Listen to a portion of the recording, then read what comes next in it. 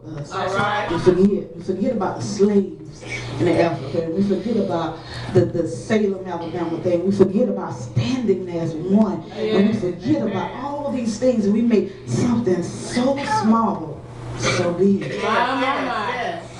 But we're talking about our history. My Lord, come on. And these people, they didn't do these things just to be doing it and to get on TV, and a lot of the documents and stuff that happened then is not even on TV. You may find a black and white clip on YouTube, but a lot of these things people did. My Lord. They did for us. Amen. They did so we can sit down in churches in our nice suits and not be bummed, and people marching around the church and not be set on fire. You know, children even lost their lives. Yes, that's right. Because of our history. Amen. One day, they said it would be better. They sing the old spiritual hymn saying it would be better. The Underground Railroad was designed so it would be better. And what I remember, and I'm reminded that black folks, and my nephew, I consider him black. He don't even consider himself white. He considers himself Italian. Amen. Raise your hand back there. So we don't have any white folks in the house today. Amen. Amen. And they would sing these old spiritual hymns, and they would sing them in codes, and Bishop had taught us a lot about that. And so they were smart people. So that let me know too that we were smart people then, so we even should be even smarter now. That's it. So are we using everything that our ancestors had set forth to guide us in today's life? All right. Amen. Amen. Our history. What will you do with our history?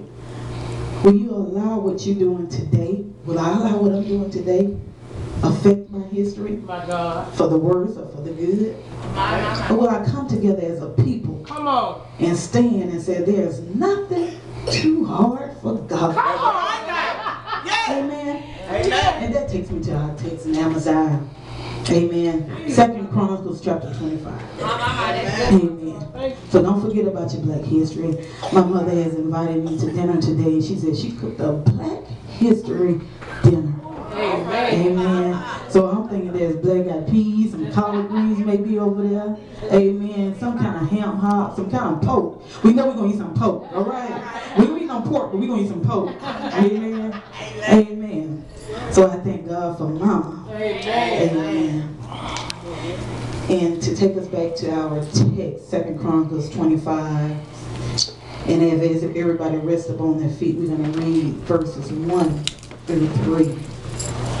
I will not be before you long. I will summarize this book. Amen. And I will leave the choice up to you. Where do we go from now?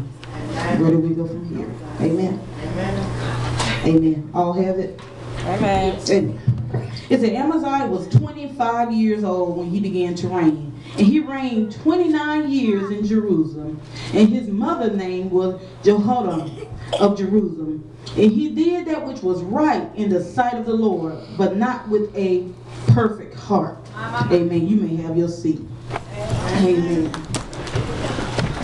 Now this man Amaziah, it said that he ruled over Jerusalem. His dad had died, and back then when your dad or your father dies, they leave you the throne to their kingdomship.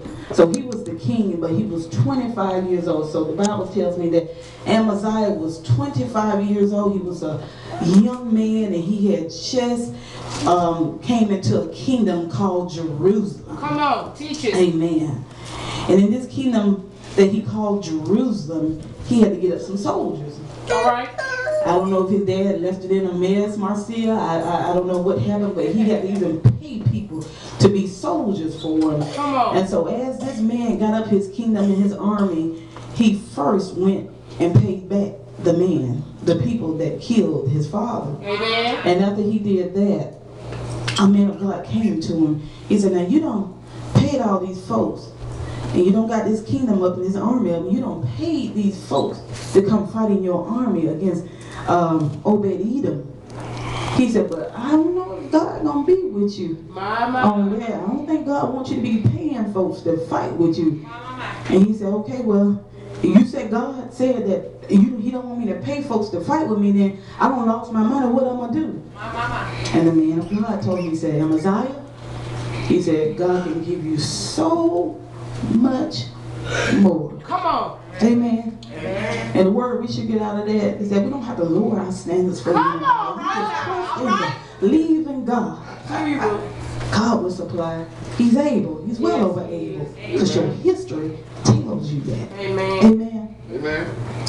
And so they went over to the Edomites and they destroyed the Edomites. They beat them. They plundered their land. You know the whole story. I believe you know the whole story. Amen.